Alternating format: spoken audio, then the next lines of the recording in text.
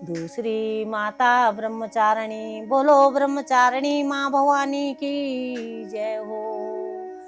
तद्यानां करपद्माभ्याम् अक्षमाला कमण्डलो, देवी प्रसीदतु मयि ब्रह्मचारिणेनोत्तमा। माँ दुर्गा की नौ शक्ति का दूसरा स्वरूप ब्रह्मचारिणी का है। यहाँ ब्रह्म शब्द का अर्थ तपस्या है। ब्रह्मचारिणी अर्थात तप की चारिणी, तप का आचरण करने वाली ब्रह्मचारिणी देवी का स्वरूप पूर्ण ज्योतिर्मय एवं अत्यंत भव्य है। इनके दाहिने हाथ में जप की माला एवं बाएं हाथ में कमंडलू रहता है। माँ दुर्गा जी का यह दूसरा स्वरूप भक्त और सिद्धों को अनंत फल देने वाला है। इनकी उपासना के मनुष्य में तप, त्याग, वैराग्य, सदाचार, संयम की विधि होती है। दुर्गा पूजा के दूसरे दिन इन्हीं के स्वरूप की उपासना की जाती है। इस दिन साधक का मन स्वादिष्टान चक्र में स्थित होता है। इस चक्र में अवस्थित मन वाला योगी उनकी कृपा और भक्ति प्राप्त करता है। बोलो माता ब्रह्मचारिणी की जय हो। मैं महर्षि मार्कंडे जी ऋषि बोले, भगवान सूर्य के पुत्र सावणी की उत्पत्ति की कथा को मैं विस्तार से कहता हूँ, आप ध्यान से सुनिए।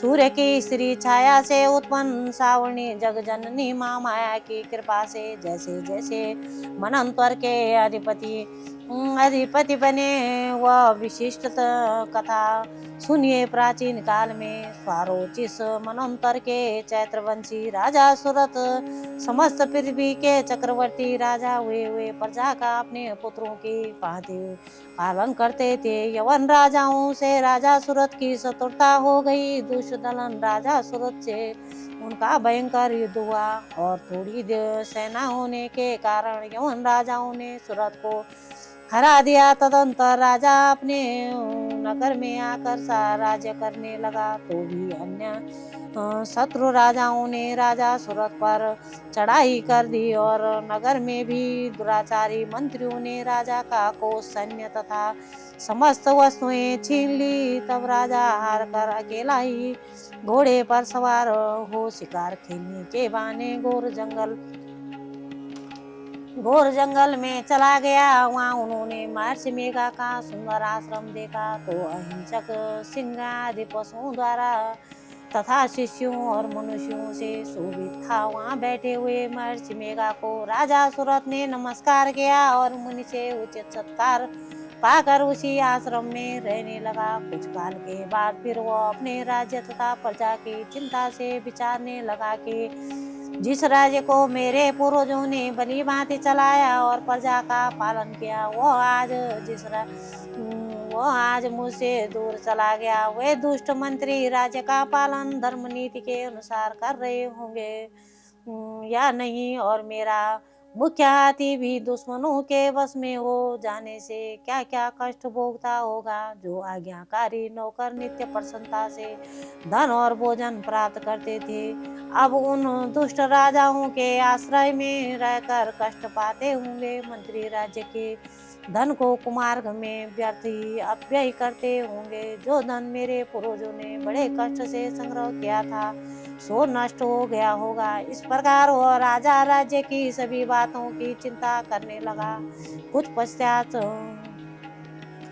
कुछ समय पश्चात एक दिन आश्रम के समीप वैश्य को आते देखा, तो राजा ने उससे पूछा कि अरे भाई, तुम कौन हो और यहाँ क्यों आए हो? तुम्हारा मलिन मुख शोक युक्त क्यों दिखाई देता है? इस प्रकार राजा सुरत की बातों को सुनकर उस समाधि नाम के वैश्य ने राजा सुरत से कहा कि हे राजन, मैं समाधि नाम का एक वैश्य हूँ। मेरा जन्म धनवान कुल में हुआ है। मेरे दुष्ट स्त्री और पुत्र आदि ने मुझे धन के लोभ में घर से निकाल दिया है और मेरा धन छीन लिया है।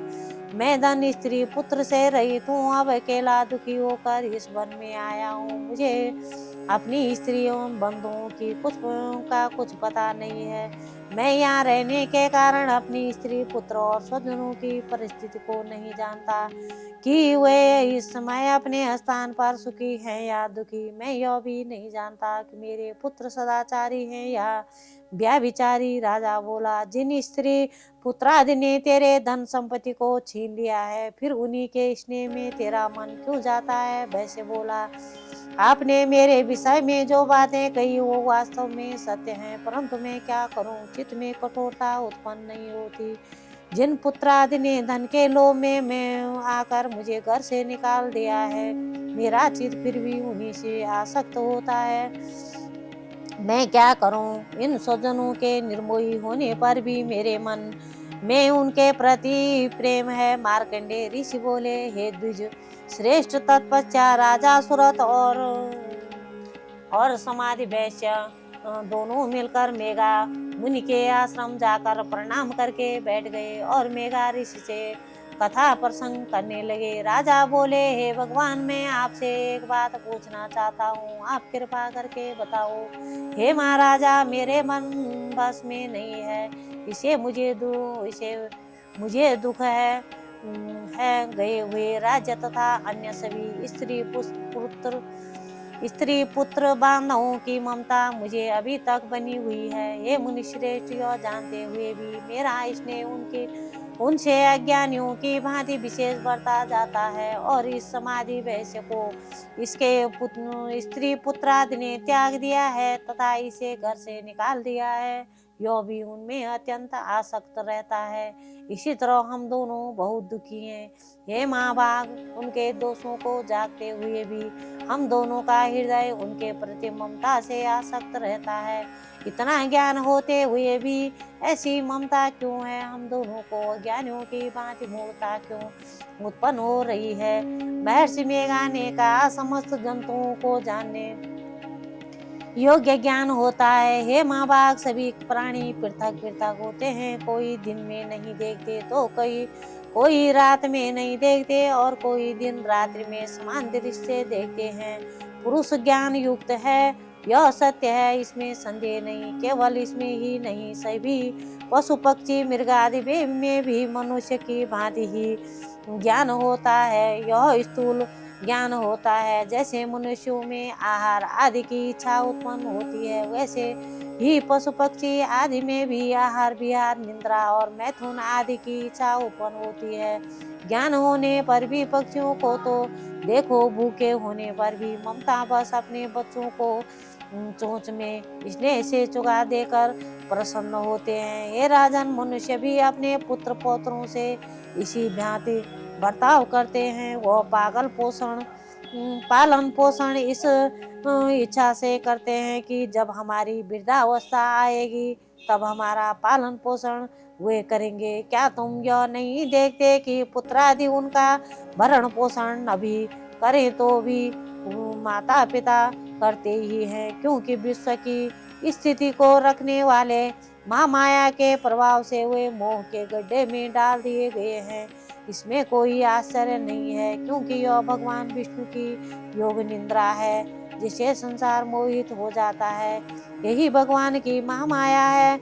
वह माँ भगवती देवी बड़े बड़े ज्ञानियों के चित्त को जबरदस्ती खींचकर मोह में डाल देती है। इस देवी ने ही चराचर विश्व को उत्पन्न किया है और यह देवी प्रसन्न होकर भक्तों को वरदान देती है। जिसमें मुक्ति मिलती है वही मुक्ति की परम हेतु सनातनी महाज्ञान स्वरूपा विद्या है। राजा बोला, हे भगवान, आप जैसी महामाया, जिसे महामाया कहते हैं, वह कौन सी देवी है? वह देवी कैसे उत्पन्न हुई और उसका कार्य क्या है? उसका स्वभाव स्वरूप उत्पत्ति आदि के विषय में भी सुनना चाहता हूँ। सो आप सभी वृत्तांत मुझे बस सुनाइए। ऋषि ने कहा, वह देवी नित्य है और चराचर में व्याप्त है, तथापि उनकी उत्पत्ति अनेक भांति से है। उन कथा को तुम मुझसे सुनो। यह माँ भगवती देवताओं के कार्य सिद्धि के लिए उत्पन्न होती है और अजन्मा होकर भी उत्पन्ना कहलाती है। जब भगवान विष्णु विश्व को त्याग अनंत में जल ही जल करके योग निद्रा में शेष शैया पर शयन कर रहे थे, उस समय विख्यात मधु और कैटव नाम के दो घोर असुर भगवान विष्णु के कान के मैल से पैदा होकर ब्रह्मा जी को मारने को तैयार हुए। ब्रह्मा जी विष्णु भगवान के नाभि कमल पर स्थित थे। उन दोनों भयंकर असुरों को मारने को आते देखकर और भगवान विष्णु को सोता हुआ देखकर ब्रह्मा जी योग निद्रा की प्रसन्नतार्थ एकाग्र मन से स्तुति करने लगे, जिससे कि भगवान विष्णु के नेत्रों से भगवती योग माया अपना प्रभाव हटा ले और भगवान जाग पड़े। यह योग माया विश्वेश्वरी जगत माता स्थित एवं संहार करने वाली भगवान विष्णु की अतुल तेज वाली निद्रा स्वरूपा अनुपम शक्ति है। ब्रह्मा जी बोले, हे महामाया, तुम स्वाहा देवताओं को पालने वाली हो, तुम सदा पितृेश्वरों का पालन करने वाली हो, तुम ही वष्टकार स्वर इंद्र को यज्ञ का हिस्सा पहुंचाने वाली हो, अमृत भी तुम ही हो, अक्षरों में स्वर तुम ही हो तथा नित्य आदि मात्रा व्यंजन तुम ही हो। हे देवी, तुम ही संध्या सावित्री और संसार की जननी हो। हे मातेश्वरी, विश्व को उत्पन्न पालन और संहार करने वाली आप ही हो। आप ही माँ विद्या, माँ देवी, माँ आसुरी हो। आप ही समस्त चराचर के तीनों गुणों सत्व रज तम को उत्पन्न करने वाली प्रकृति हो। आप ही काल रात्रि हो। आप खंड शूल घोर गदा चक्र शंख धनुष बाण भुसुंडी परिद्या आदि शस्त्र शस्त्रों को धारण करने वाली हो। हे देवी, आप ही सौम्यता हो तथा संसार में आप ही अति सुंदर हो। पर तथा अपरों में श्रेष्ठ आप ही परमेश्वरी हो, जो इस विश्व की रचना और पालन संहार करते हैं।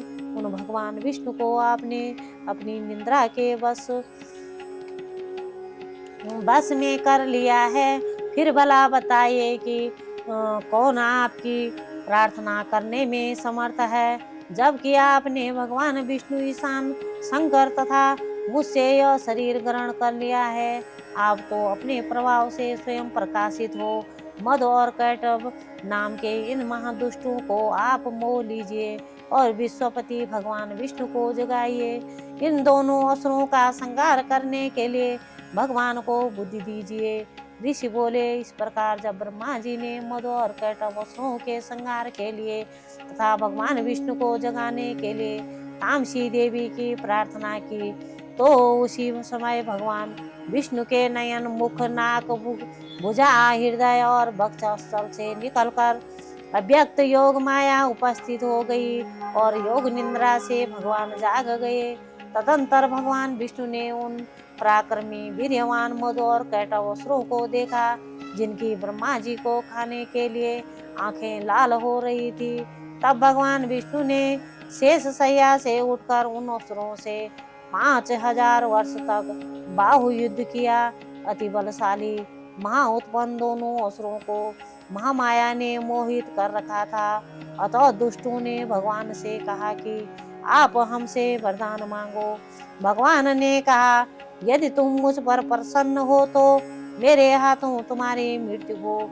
मैं तो केवल यही वर चाहता हूँ। ऋषि ने कहा, इस भांति जब भगवान ने उनसे वरदान ले लिया तो वे भगवान से कहने लगे कि हमें सर्वत्र जल ही जल दिखाई देता है, इसलिए हे भगवान, अपना वध उस स्थान पर हमारा वध उस स्थान पर कीजिए जिस जगह पर पानी न हो। ऋषि मेघा ने कहा, तब भगवान विष्णु ने शंख, चक्र और गदा धारण किए और उनसे तथास्तु कहा और दोनों के सिर अपनी जंघाओं में रखकर चक्रम से काट दिया। इस प्रकार यह महामाया देवी जी ब्रह्मा से देवी जी ब्रह्मा की प्रार्थना करने पर स्वयं उत्पन्न हुई है। ऐसे हे राजन, मैं अब इनके प्रभाव को बताता हूँ, आप ध्यान से सुनो। ऋषि बोले, प्राचीन काल में देवी देवता और दैत्य में पूरे 100 वर्ष तक युद्ध होता रहा। उस समय दैत्यों का स्वामी महिषासुर था एवं देवताओं का इंद्र था। उस संग्राम में देवताओं की सेना महाबली दैत्यों से हार गई। तब सभी देवताओं को जीतकर महिषासुर इंद्र बन बैठा। तब हाहाकार सभी देवता ब्रह्मा जी को अग्रणी बनाकर वहां गए जहाँ विष्णु का तथा शंकर विराजमान थे। वहां पर देवताओं ने महिषासुर के सभी उपद्रव एवं अपने पराभव आदि का पूरा वृत्तांत कह सुनाया। दोनों ने कहा कि महिषासुर ने तो सूर्य, अग्नि, पवन, चंद्रमा, यम तथा वरुण इत्यादि अन्य सभी देवताओं के अधिकार छीन लिए हैं। स्वयं ही सबका अधिष्ठाता बन बैठा है। उसने सभी देवताओं को स्वर्ग से निकाल दिया। महिषासुर महादुरात्मा है। देवता पृथ्वी पर मृत्यु की भांति विचर रहे हैं। उनके उसके वध का कोई उपाय कीजिए। इस प्रकार मधुसूदन तथा महादेव जी ने देवताओं के वचन सुने तो क्रोध से उनकी भौहें तन गई। तब भगवान विष्णु के मुख से एक महान तेज प्रकट हुआ।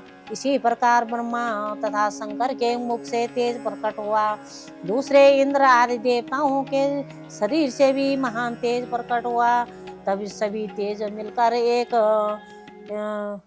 एक हो गए। वह तेज पुंज इतना उग्र था जैसे कि जलता हुआ पहाड़ हो। देवताओं ने देखा कि उसकी ज्वालाएं सभी दिशाओं में फैल रही हैं। जब वह एक हुआ तो नारी के रूप में आ गया। महादेव के तेज से उसका मुख प्रकट हुआ। यम के तेज से उसके केश हुए। विष्णु के तेज से उस भगवती की भुजाएं प्रकट हुई। चंद्रमा के तेज से दोनों स्तन, इंद्र के तेज से उसका कटि प्रदेश, वरुण के तेज से जंगा व उरस्थल, पृथ्वी के तेज से नितंबों का प्रादुर्भाव हुआ। ब्रह्मा के तेज से दोनों चरण, सूर्य के तेज से चरणों की उंगलियां, वसु के तेज से हाथों की उंगलियां, कुबेर के तेज से नासिका का आविर्भाव हुआ। उनके दांत प्रजापति के तेज से प्रकट हुए। अग्नि के तेज से 3 नेत्र हुए। संध्याओं के तेज से दोनों भुएं, वायु के तेज से दोनों कान उत्पन्न हुए। इसी प्रकार समस्त देवताओं के तेज द्वारा भगवती का प्रादुर्भाव हुआ। इस प्रकार सभी देवताओं के तेज पुंज से प्रकट हुई देवी जी को देखकर महिषासुर से पीड़ित समस्त देवता प्रसन्न हुए। महादेव ने देवी को अपने त्रिशूल से शूल निकाल कर दे दिया। श्री विष्णु जी ने अपना सुदर्शन चक्र प्रकट करके दिया। वरुण ने शंख तथा अग्नि ने उसे शक्ति दी। मारुत ने उन्हें धनुष दिया। बाणों से भरपूर 2 तरकस दे दिए। देवराज इंद्र ने अपने वज्र से वज्र पैदा करके दिया। फिर सहस्र नेत्र इंद्र ने ऐरावत हाथी से घंटा दिया। यमराज ने कालदंड से दंड प्रदान किया। सागरपति ने रुद्राक्ष की माला अर्पित की। ब्रह्मा ने कमंडलों भेंट किया। सूर्य ने भगवती के भी रोमकूपों में अपनी किरणें प्रदान की। काल ने तलवार और उत्तम ढाल अर्पण की। क्षीर सागर ने हार तथा कभी न पुराने होने वाले 2 वस्त्र भेंट किए। इसी प्रकार चूड़ामणि, दिव्य कुंडल तथा 2 कड़े भी भेंट किए तथा चमकता हुआ अर्धचंद्र भी, सभी भुजाओं के लिए बाजूबंद, चरणों के लिए नुपुर और कंठ के लिए सर्वोत्तम कंठला भेंट किया। इसी प्रकार सभी उंगलियों के लिए जड़ित मुद्रिकाएं प्रदान की। विश्वकर्मा ने निर्मल परशु भेंट किया और उनके रूपों वाली अस्त्र, भेद कवच, मस्तक तथा गले में धारण करने के योग्य कभी न कुम्हलाने वाली कमलों की माला दी। जलधि ने उसे बहुत सुंदर कमल दिया। हिमालय के ने वाहन के लिए सिंह एवं और भी अनेक प्रकार के रत्न भेंट किए। कुबेर ने सुरा से भरपूर पात्र दिया। सभी नागों के स्वामी एवं पृथ्वी धारण करने वाले शेष जी ने महामणियों से सुशोभित नाग हार दिया। इसी प्रकार सारे देवताओं ने भी भूषण एवं आयुधों के द्वारा देवी जी का सत्कार किया। तत्पश्चात भगवती ने अट्ठास करके ऊंचे स्वर में गर्जना की। उनके भयानक नाद से सारा आकाश भर गया। तब देवगण प्रसन्न होकर उस सिंहवाहिनी देवी की जय जयकार करने लगे। शत्रुओं ने सारी त्रिलोकी को क्षोभग्रस्त देखा। तब तो वे अपनी सारी सेना को कवच आदि से तैयार कराकर अस्त्र शस्त्र लेकर झट उठ खड़े हुए। महिषासुर क्रोध में आकर बोला, अरे यह क्या हो रहा है? इतना कहकर सभी दैत्यों के साथ गिरकर उस सिंहनाद की ओर भागा, जहां जाकर उन्होंने तीनों लोकों को अपने तेज से प्रकाशित करती हुई देवी को देखा। उस देवी के चरणों के भार से पृथ्वी दबी जा रही थी। माथे के किरीट मुकुट से आकाश पर रेखाएं पड़ती जा रही थी। उसके धनुष की टंकार से सातों पाताल क्षोभग्रस्त थे और हजारों भुजाओं से भी सभी दिशाओं को ढककर देवी खड़ी हुई थी। देवी जी के साथ उन दैत्यों का युद्ध आरंभ हो गया। नाना प्रकार के अस्त्र शस्त्र के प्रहार से दसों दिशाओं भर गई। महिषासुर का सेनापति उस समय चिच्छुर नाम का एक महान दैत्य था। देवी जी के साथ उसी का युद्ध होने लगा। इस प्रकार अन्य दैत्यों को तथा चतुरंगी सेना को साथ लेकर चामर भी